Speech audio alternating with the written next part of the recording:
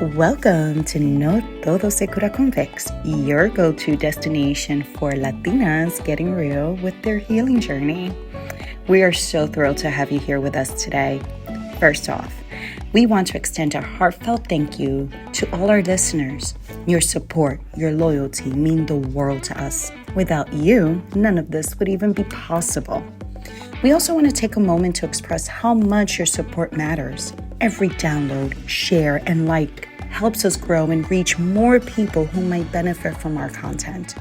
So, if you enjoy what you hear today, I encourage you to hit that download button and share our episodes with your friends, your family, and anyone who you think might enjoy them. Your actions truly make a difference in helping us expand our podcast family. So once again, thank you for being a part of our journey with us. Let's continue to learn, grow, and explore together. Now, let's jump right into today's episode. Hello, everyone, and welcome to another episode of No Todo se Cura con Vicks. We are your hosts. I am Maggie.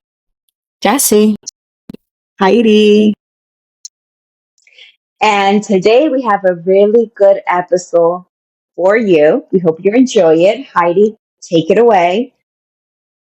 So today's episode is about imposter syndrome, which is a goodie because I know at some point all of us have faced this. I feel that in our community in specific, we go through this a lot. So before we even begin talking about it, I would like to just explain what that means. So imposter syndrome is a psychological pattern where individuals doubt their accomplishments and have a persistent fear of being exposed as a fraud, despite the evidence of their competence. For Latina individuals, imposter syndrome can be influenced by societal factors such as stereotypes, discrimination, and cultural expectations. These factors may amplify feelings of not belonging or being undeserving of success, even when achievements are substantial.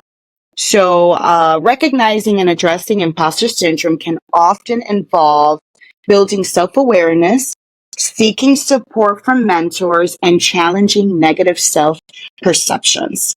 So, I know we've all been through this, especially with our Latino background. So let's, break this down a little bit in which way we have encountered or experienced our imposter syndrome and how we are living with it and either changed, recognized it, and if there is any imposter syndrome we're facing now, because I feel like it's never ending. So, one of the things that I thought about was the cultural expectations and pressures when it comes to imposter syndrome. And for us Latinos, there's high expectations, high expectations when it comes to education. And what does that look like for us?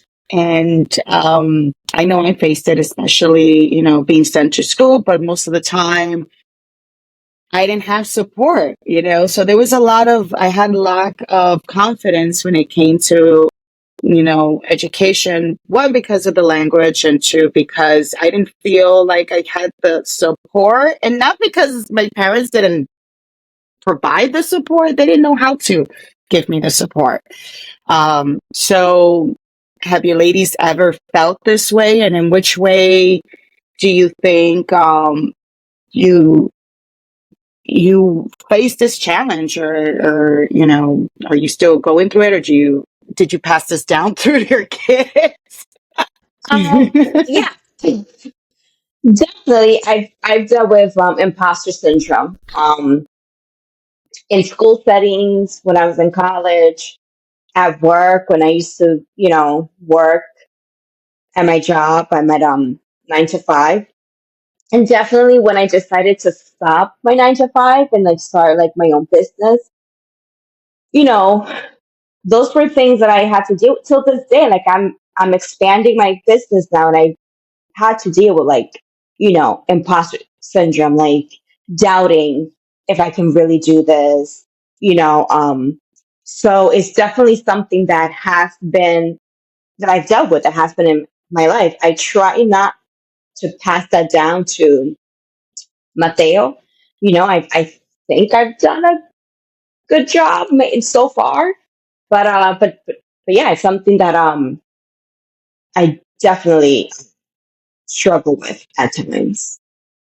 Mm-hmm, mm-hmm. Yeah. Yeah. Yeah. I think I think it lives inside of me. It has a little apartment inside of my body. And sometimes the door Rent free. opens rent free and it opens. I think that, there's a lot of factors to it. I think, like we were talking before recording about male energy. And I was saying that my father had 4 girls, no boys. And which I think is a good thing. He really tapped into the idea of like, you don't need a man. You take care of yourself. You go and get an education. You make your own money, and made us like, his goal was to make independent women, right? To raise independent Mm-hmm. women, which is beautiful, but it also creates a lot of pressure. It Yeah. also create, and I think that's, first generation trauma where we are the ones that there's just such high expectation of making it. Your first day in kindergarten, they're like, mira, tiene que estudiar para ayudar a la familia y mejorar la familia, and you're 5.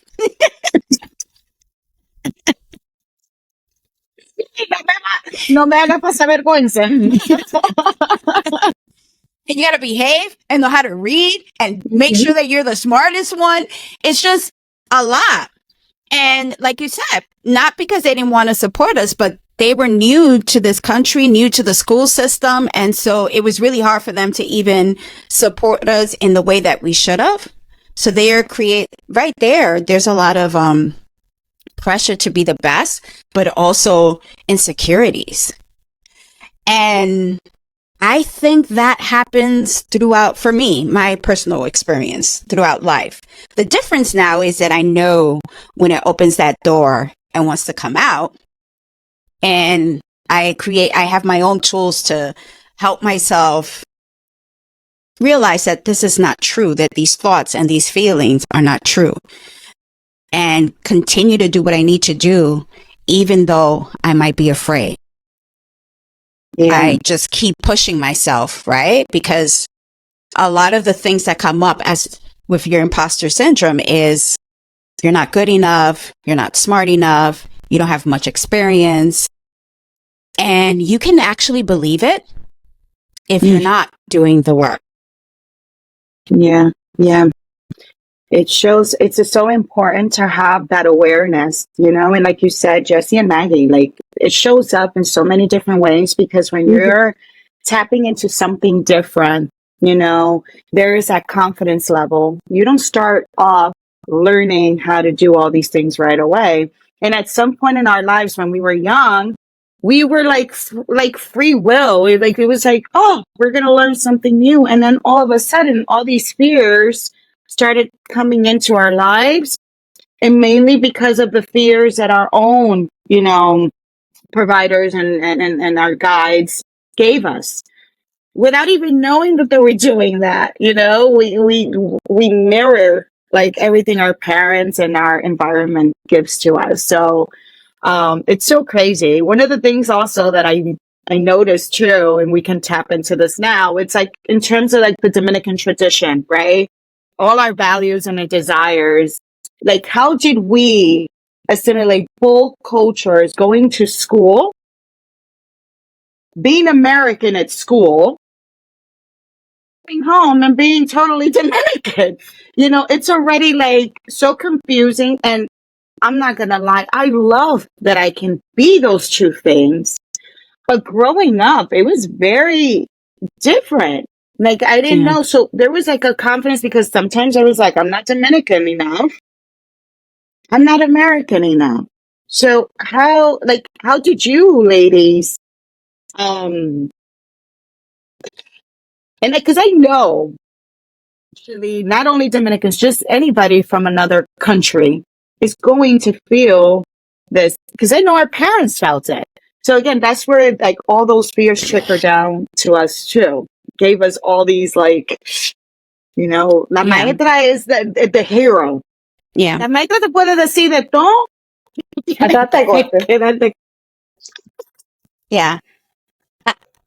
I think that for me, so I say this a lot when I work with my clients, especially first generation. We were raised by parents that were on survivor mode. We were raised by many of us. I'm not saying all of us. We were raised by parents that were like, okay, we're in this country. We got to kind of assimilate. We got to make money. We got to pay the rent. We got to make sure that we provide for our kids. So because we were raised with individuals that had survivor energy, even though now as adults, our stories are completely different. We have a different lifestyle. We have different opportunities. We still live as if we were on survivor mode. We still carry that energy that our parents had when they were raising us. So that creates even much more fear of questioning yourself. Like, what should I do? Like when I decided to open up my private practice, I was thinking about it like for over 4 years, trying to like make it the perfect time. And I remember when I finally said, I'm going to do it, my parents were like, "Tú estás loca. How are you going to do that? You have such a great job. You get paid well. You have health insurance. They like you. Why would you do that? Who's going to pay for therapy? You're not going to make any money." That's what they told me. See? Yes. See? I can see that. And, after I still did it, like I had to overcome because right there, I'm already struggling. Like, am I a good therapist to open up my private practice? And now my parents are confirming you shouldn't do this. Yeah. And I had to overcome that. So when I did, it's been 4 years. My private practice is very successful. My father came to me and he's like, "Mira, pero ¿quién iba a decir que esto iba a funcionar?" And I'm like,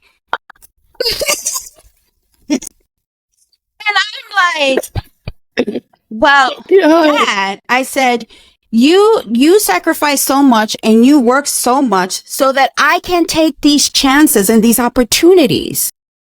And yes, I had a really great job, but this can also be great. And even with that, like some of us struggle, like the belief of like, well, we're happy in our job. They're paying us. We have health insurance and we want to do so many other things. And there's just so much fear because that's the right thing to do. Mm-hmm. It's the same thing. Yes. Yes. It's the safe thing. It's You're the just safe content. thing. You're content. You're living the American dream. Mm-hmm. Yes. And when you have that like survivor mode mentality, and Jesse, you can say if I'm not saying this right, you're looking for safety to what feel like what all the time. Safe. All the time. Safe. Yeah. And if you're a perfectionist too, you're not gonna feel comfortable taking risks. I am a perfectionist. Every day I freaking challenge myself to take risks in the smallest things. Even working out. If you were to talk to my trainer, he'll be like, "Oh my God, every time I can't do this. Oh my God, no." Every day, even today with this podcast today, I was like, okay, yeah. Yes. I did the intro. Okay, because all these things are the things that I know I have fear doing. Everything, and it's so crazy. Challenging yourself is such a huge. It's like it's like a roller coaster. You're like, and then when it's done, you're like, "Woo! I did it!" Mm-hmm. I would say one thing where that imposter syndrome shows up in pretty much anything, but there's this one experience that I did, and it was when I was in college. So as I said it before, I lived in both countries. I lived in the US, I lived in DR. I've always felt like I wasn't American enough because I spent so much time in DR. So I had like the opposite feeling. Like a lot of like first gen feel like they're more, they're not American enough. I'm sorry, they're not Dominican enough, or I felt the opposite. I felt like I wasn't American enough. And when I came to around like 9, when I started 5th grade, it was such a horrible experience in like school. And one of my cousin and I, we were at the same school and we were in the same class, but we were separated because the teacher would separate the kids that had just come from another country and didn't really speak the English as well. She would literally take us out of the class. So, and in that, at that age, when that happens, you feel like there's something wrong with you. Why can't I be? So these kids that get to stay in the class, you're like, oh my God, these are the smart kids and we are the dumb kids. That's the way that as a child that your brain works. And I carry that with me through years and years and years and years. And for college, I came back to New York. I went to school for fashion. And my cousin went away to college in Connecticut. And she would be like, come visit me, come visit me, come visit me. I went, I visited her college one time. And it wasn't because I didn't want to. It was a 9-year-old being like, these are the smart kids. I can't go there. And I never went. And it was that. Yeah. Yeah. I feel you. That's so interesting. Mm-hmm. Yeah. Yeah. It is. And imposter syndrome, it has a lot to do with our experiences in the past. Once again, childhood trauma. But we're not talking about that. We will one day. But it comes, it definitely, it comes from the past. It comes from the relationship and the beliefs with your caregivers and whatever they were going through, right? Like the fears that they had, the fears that parents have and caregivers have, they don't realize that it translates in their caregiving. Yeah. And those fears, many children, they carry them. It's now they hold it and it's their fear, even though they didn't have the experience. Like I said, being raised by parents that just migrated to this country on survivor mode impact us. Like many of first generation, we live like with our parents' fears, with our parents' beliefs. And our story is so completely different.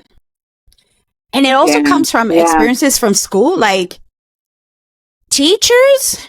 Oh my God, teachers, please be more mindful about the emotional well-being of children. Stop and ask yourself, does this make sense emotionally? Separating kids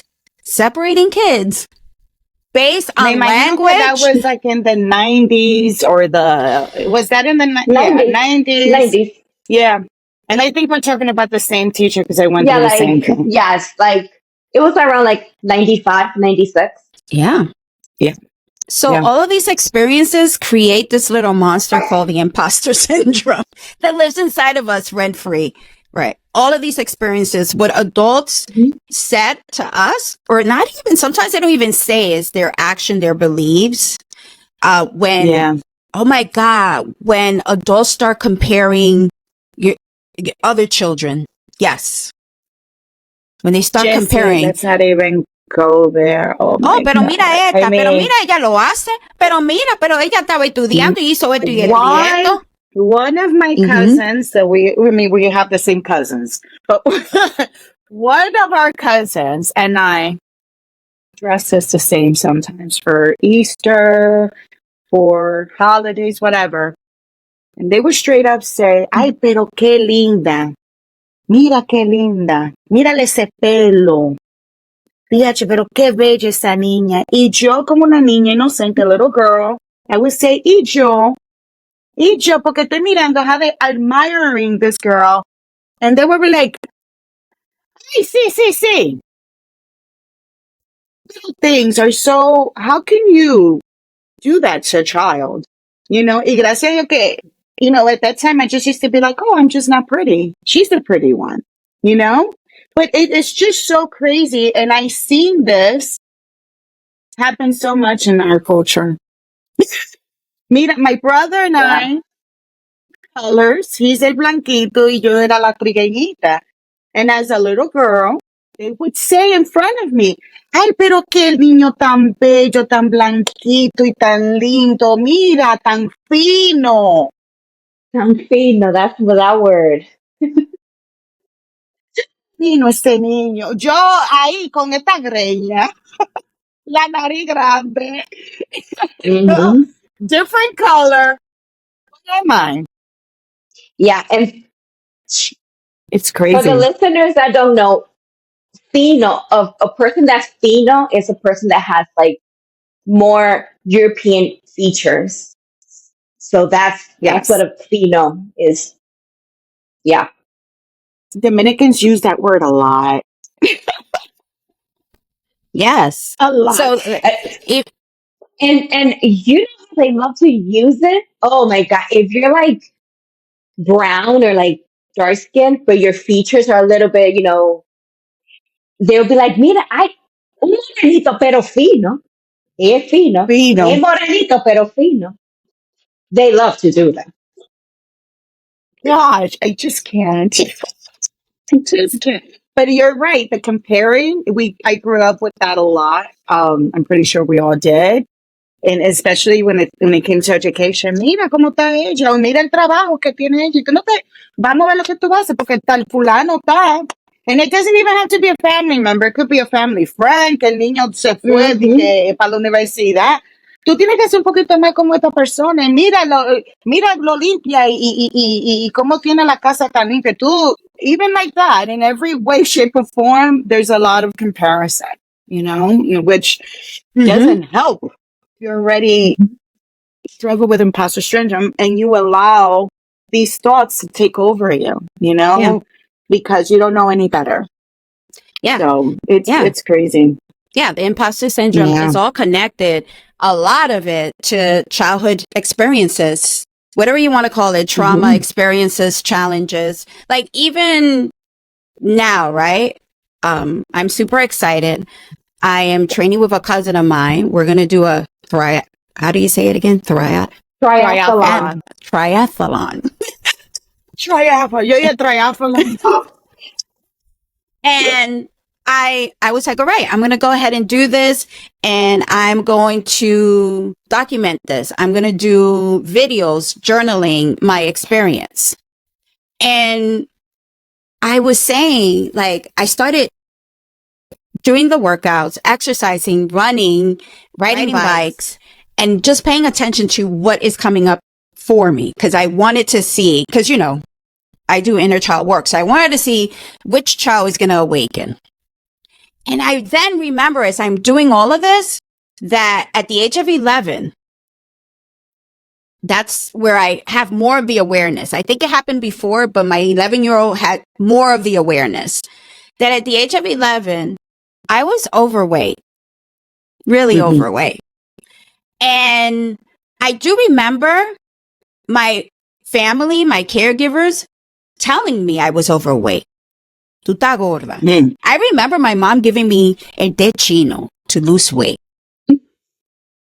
I get that. I A los 10, a los 11 té chino. Yes. But no one and then I started thinking about my oldest sister, right? My oldest sister who she was an athlete. She would play baseball. She would play kickball. She would play softball, like de todo. De todo. My sister was like out there. She was really like a tomboy. And when she used to sign up and go to Riverside for baseball, I remember my father like taking her to Central Park and practicing baseball with her. And I was never invited. I was never told like, ven, vamos pa jugar pelota y esto y lo otro. There was just this expectation that I was fat and so I couldn't do those things. And then this was the skinny one and strong one and she gets to do all of that. Yeah. But I was also put the pressure of like, you need to lose weight, but no one showed me like, be active, go and that, nothing. And as I'm doing now, I'm practicing and I'm training for this. I realized like that 11-year-old was completely invisible. The only time she was seen was to tell her that she needed to lose weight. When Yeah. they would give her, Yeah. Yeah. toma, este chino. No, it's fiction, and Yes. that's all you get. This is all I can Mm-hmm. offer you right now. Yes. And so Yeah. long story short, I kept Tough asking, for you. first of all, Yeah. my parents say, tú no eras gorda, tú eras fuerte. To this day. Tú eres fuerte. No, era tú que querías el té chino. And so we gave it to you. Okay. So what? If you would have been like, hey, I want some alcohol. Okay, here you go, because you wanted it. And then my father goes, bueno, tú sabes, Yesenia, que en esos tiempos el juego de béisbol era para ganar y para gozar. No, uno no estaba pensando de que ejercicio ni nada de eso.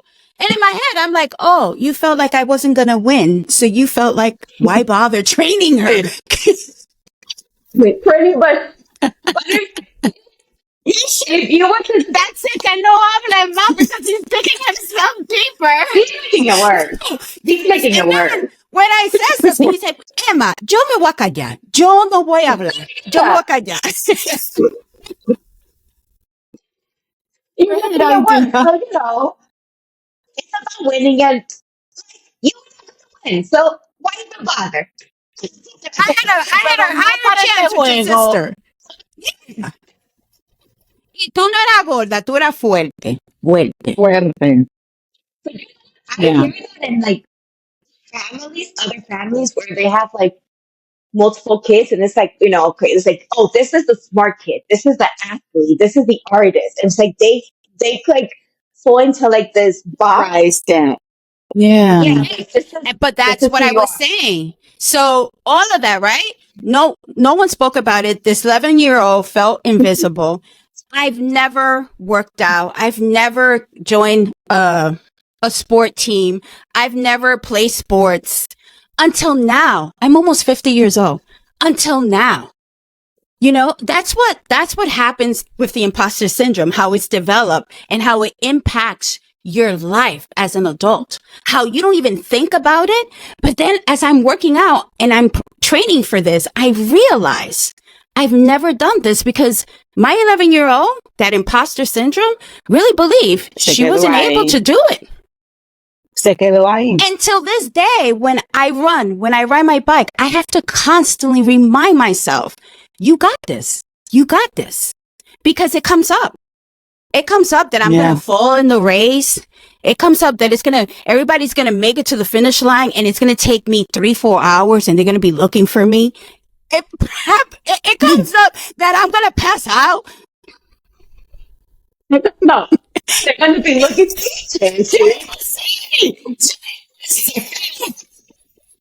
All I know is that it's just crazy how doing the simplest thing, even I find myself that my imposter syndrome comes up the most when I'm around my parents. Like, like my parents came to visit me and they were here for a month. And it was just like this high expectation of having my house clean. Like, y ellos me tienen que ver always like, the way they're going to view me, the way they're going to think of me, and the things they're going to say. And I always found myself like trying to like fight those things and be like, no, this is who I am when you're not here. So you're going to have to, this is me here. Yeah. So you're going to have to just deal with me the way I am here, the way I deal with you when you're home. Like, yeah, it was very difficult for me. That used to happen a lot when my parents used to come visit before, but like I've noticed that this year, not really. I'm like, listen, I have my routine. I do what I like. If you want to spend your whole day cleaning, go ahead. I'm not asking you to do it, but if that's what you feel like you need to do, then it's fine. It is what we're feeling, because you're just like, why are you doing so much? It's uncomfortable to see you doing so much. Yes. And then, yes, that's for what it is. example, like we'll have dinner and I'm like, usually when they're not here, I cook and will like do the dishes. Or if I've been with like Mateo all day, I'll be like, I'll cook and I'll do the dishes. You do bath time, we do bedtime. So I can just, not have to deal with anything. But like, we don't eat and like right after you do the last spoon, you're like, okay, I'm gonna do the dishes. No, we Sí. sit down, we'll talk. This lady's like, no, okay, I forgot. And she does the dishes and she cleans the fridge.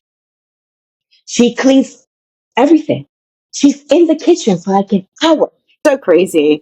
And it is that pressure, to excel, to always feel like you're doing something, resting is impossible. And I feel that imposter syndrome also shows up when I'm trying to tell myself that it's okay to rest, that it's okay to take it slow, that it's okay to feel tired, to take a nap. It's okay to just binge because in my head, always fighting that I got to be doing something.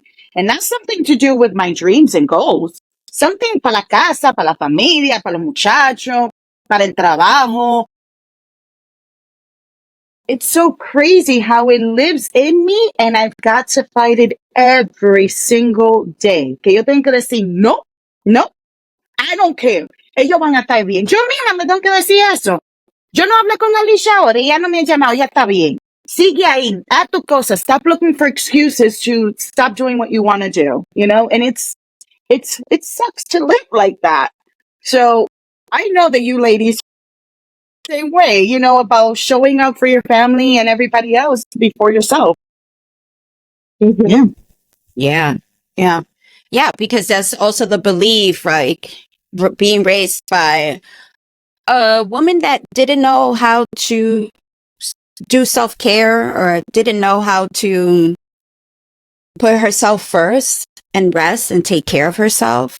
And so there's this expectation, I think, family, but also culture and community, where us women are expected to be on the go all the time. Once again, the same thing that we were talking about before recording. Like, we were raised by a father who was like, be independent, do your own thing, don't rely on a man. Like, those were the things, right, that were really focused and told. And so you even in your romantic relationship go in with that mentality. You go in with that mentality where you have so much male energy that you see yourself taking over. And that has a lot to do, once again, if we think about the core beliefs, what was told to us, the fears, the insecurity, because it's imposter syndrome is all of those negative core beliefs, all of those fears, all of the insecurities, right? Like, I have to be independent. I have to be independent. I have to be independent. So it just shows up in so many ways. Like, I know that many times we focus on imposter syndrome in regards to career, and that shit comes up. That's a completely different episode. Yeah. But it comes up in relationships with yourself. A lot. It comes up in romantic relationships. It comes up in parent relationship. How many of us do not, and this is many listeners might feel a little uncomfortable about this, but I'm okay with it. How many of us do shit that our parents ask us to do, or we think they expect us to do, that we fucking hate, but we won't say anything because we were afraid to be labeled the bad child, the bad daughter, or the bad son.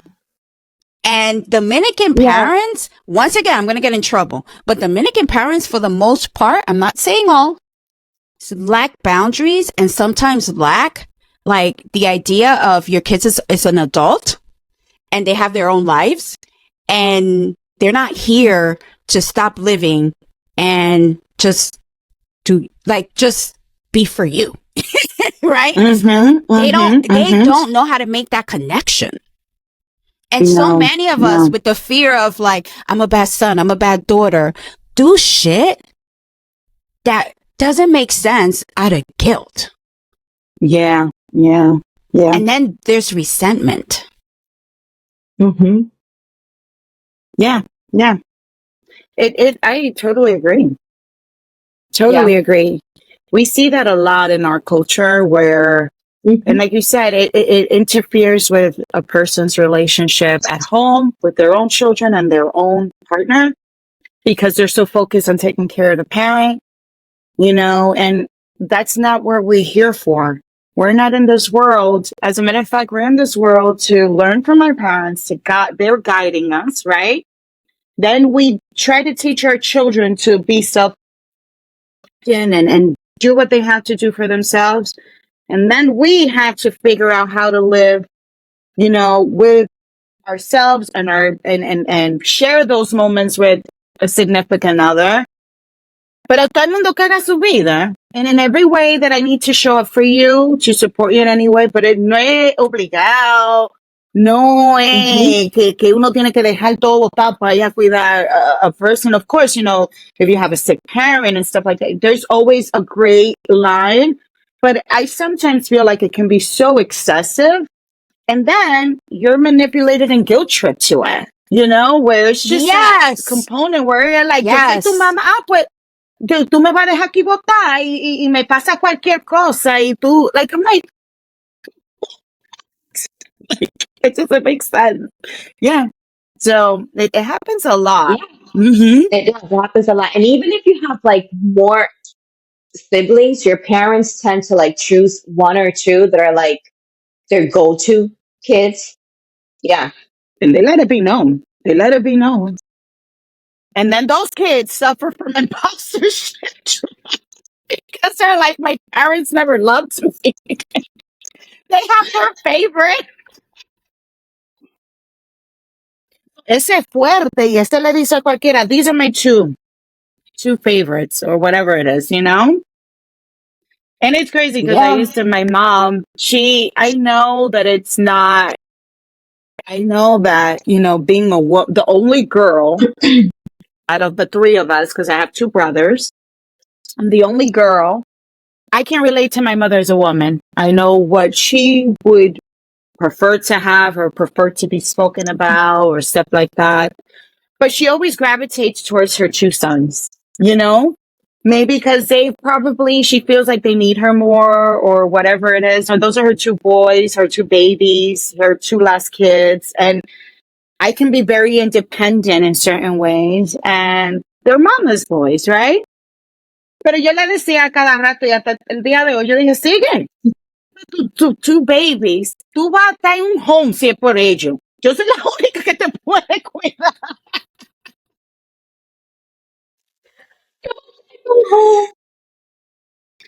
And that's something I struggle with. I feel like that's that family guilt dynamic, right? I felt like I was raising my two brothers with my mom. I had to always be there. If they did something, I always knew what was happening. I always had to call my brothers. I always had to diffuse situation and turn off little fires and big fires. And I feel that as an older child, living with her own imposter syndromes and having to deal with the American and the Dominican way of doing things, because she will act Dominican about a situation and then I had to like Americanize it for her. So it could be like, yo, you gotta chill. Don't talk to mom like that. I know you're mad, but we can't do shit like that and stuff like that. It sucks because that's not my job. That wasn't what I'm not supposed to be in the middle of that, Yeah. So yeah, it's crazy. Yeah, you turn out to be another parental figure instead of the sister. At 12 years old. Yeah. Yeah. Yeah. It so ladies, so much anxiety. Yeah. Yeah.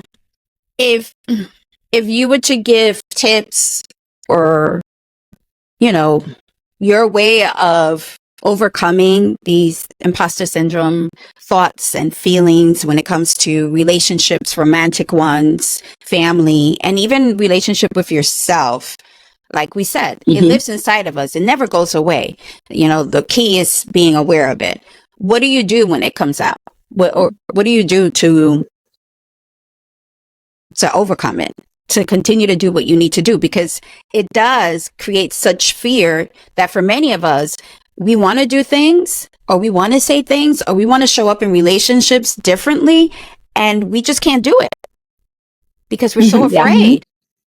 And so what do you do in situations like that? What's your tip? Well, if I'm being honest, my imposter syndrome was the Hulk. Like, it was super strong. Um, it was. And I was not, like, before, like, therapy, I just wasn't able to, like, deal with this. So it like ruled my life. It ruled, like, the choices that I made, where I went to school, to, like, college, who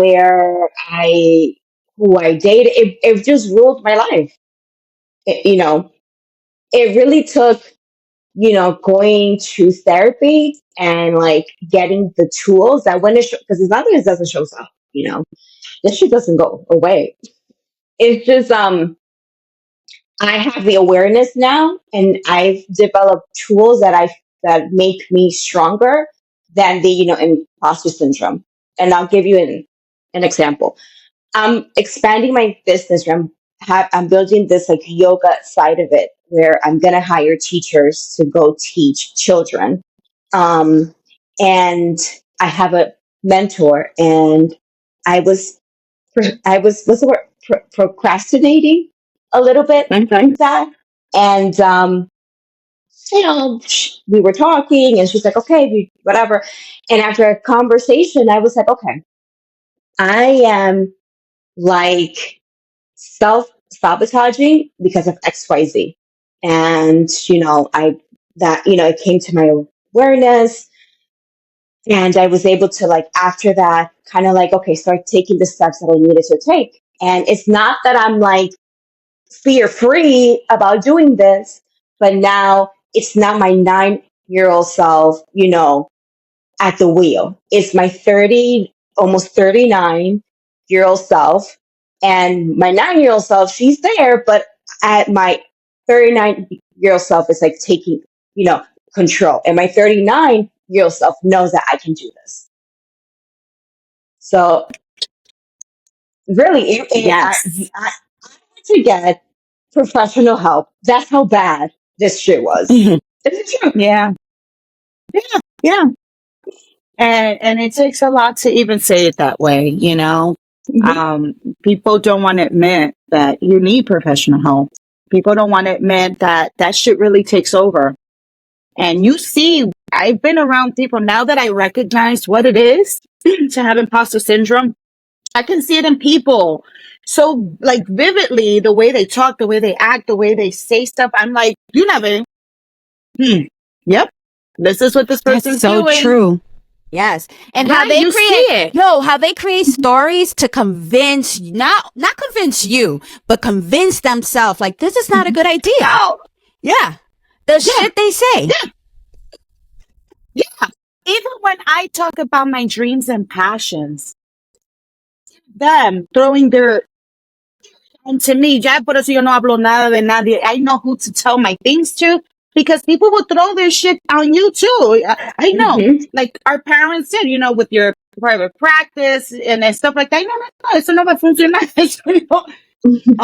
But yeah, I just like Maggie, I had to seek professional help.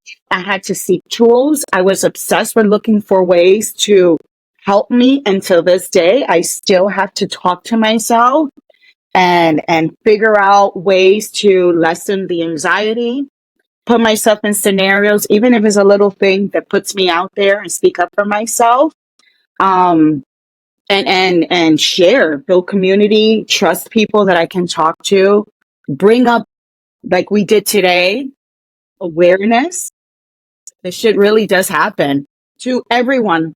They probably look at all of us and say, "Ay, they're super confident and they do this and they do that. Mira esta in triathlon, mira esta with her own business, mira esta, doing all these different things." But they don't know that It takes a lot to do that. It's not. It's not like, oh, we're these like super confident people. We all struggle with our own little imposter syndrome that lives rent free in us, and we had to overcome these little things. But most importantly, I would say, is celebrating those great moments when we overcome shit that we didn't think we can overcome. I have been ever for the first time in my life, and I'm gonna get a little bit emotional, celebrating myself. I'm so proud of myself for overcoming like shit that I never thought that I can overcome. And before, I always needed that external validation from people to tell me, "Oh, Heidi, cheerleader," and yeah, those are great things. I give it to me, tell me, celebrate me. But for the first time, I'm celebrating me, myself, for doing the things that I love and doing the things that make me feel happy. So always find those ways to celebrate, seek help, seek awareness, seek mentorship, and try to talk to yourself and give yourself winners and find those tools. Yeah. Yes. Yes. Yeah. Mm-hmm. Another way that imposter syndrome shows up is when you become a parent and you have to advocate for your child. Hey, see, oh my God, yes. Especially if you were not a child that somebody, advocated for and you haven't been advocating for yourself. Now you have to learn this new skill. Yeah, that should be showing up like crazy. Oh, Maggie, Absolutely. we got to make an episode about that. Syndrome while parenting. Oh my God.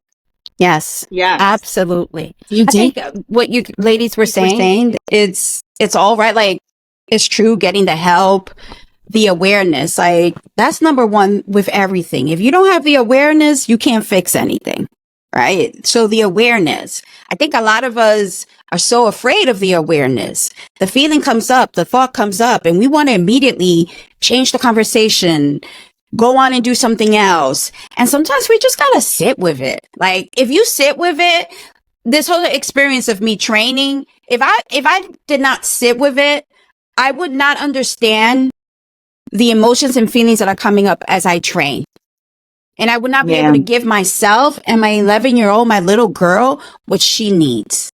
So I had to sit with, like, why am I so scared about training? Why am I so scared about challenging myself, to really understand where it's coming from? If I would have been like, hey, no, whatever, I would not be doing what I'm doing today. So awareness is number one. And people are a bit afraid of sitting with that awareness. I agree. Like, sometimes I don't even blame them. Mm-hmm. Yes. You also need a strong inner circle. Mm-hmm. Because you also need people to kind of support you and be like, when that shit comes up, like, I don't know if I can do this. I don't know if I can do this. That they're like, you're going to be fine. You're going to be fine. Carl, you got this. You got this. Because they're also, believe it or not, feeding into that little 11-year-old or 9-year-old that was so afraid and did not get that validation. So if you sit around with people that also don't have any awareness about their imposter syndrome and can't deal with their fear, you're going to be drowning in it. So you got to find a strong community, a strong inner circle that is able to be aware of it and support you. Yeah. I think it's so it could be one person, 2 people, 3 people, whatever the case is. But it's important to have those people that you can be like, yo, this shit is coming up for me. And they can, like, tap into it with you. Like, why am I feeling this way? I'm so nervous and scared about doing something. Mm-hmm.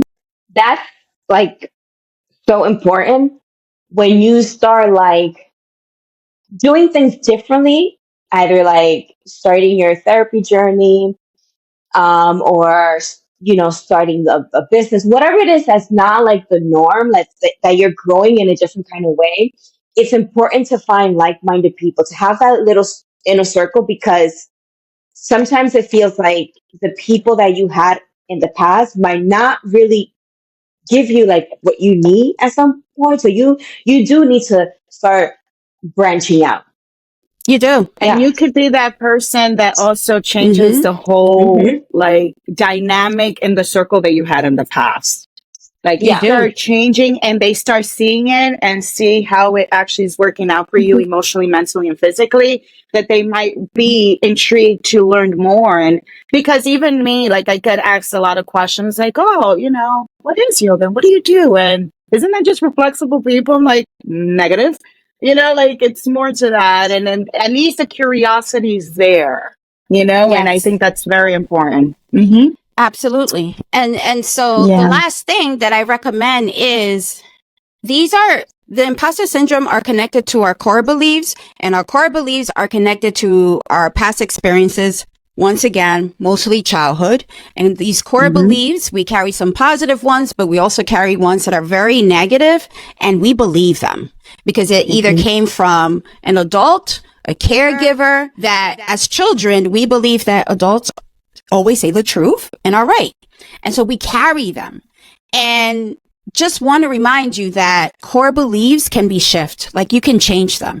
But the only way that you can change them is by actually doing things that are the opposite. So in other words, I'm not good enough. Oh, I'm going to open up my business and I'm going to show my little girl and my adult self that I'm going to be the best therapist that I can be.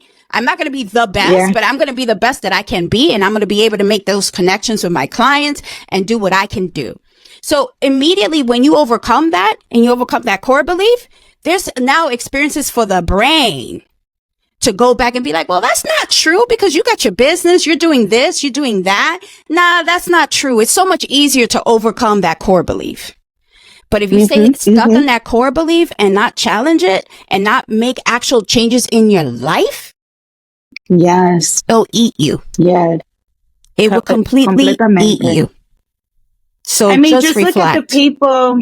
Yeah, just look at those people around you. Be very aware of those people around you and see who you can tell who lives in fear. You can tell when there's like limited beliefs, there's like restriction, people that don't have dreams and desires, people that don't look beyond just a regular like day to day.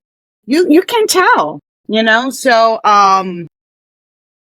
be open to exploring those things. But I love this episode because these are us putting ourselves. This right now is sharing imposter syndrome with other people. It's already, and we put ourselves out there. We were vulnerable. This was hard, and we did it. So we did. So yeah, everybody, and just a quick thing, we will be enjoying the rest of the summer and taking a little hiatus for the month of August, because we want to be with our families and ourselves and be in tune with connecting with Mother Nature and the beaches and the water, and I'm pretty sure you all want to do the same thing. So yes. Stay tuned for September. See you in September. You remember that commercial? See you in September. That's commercial. Oh, I remember. Commercial to remind you that in September you were going back to school. Ay, sí, es una depresión cuando yo veía eso. Anyways. Anyways, guys, we, as always, is to get together with my ladies and talk about very important topics that I think should be heard. And stay tuned for caliente type of topics coming up. We have some really good stuff in store. And I hope you all have a safe, beautiful summer. Stay well, stay safe. Do what you can to find tools to, live a healthy, authentic life. And we love you guys from the No Todo Se Cura con Vicks. Have an amazing summer. See you in September. Have a great summer. Be safe. In September. Bye. Bye. Bye. Hey there, podcast fam. Don't forget to click on the show notes and buy us a coffee. Your support not only quenches our thirst, but it also fuels our podcast with necessary subscriptions and equipment to keep it going strong. Every and any contribution means the world to us. Thank you for being a part of our journey. No Todo se cura con Vicks loves you.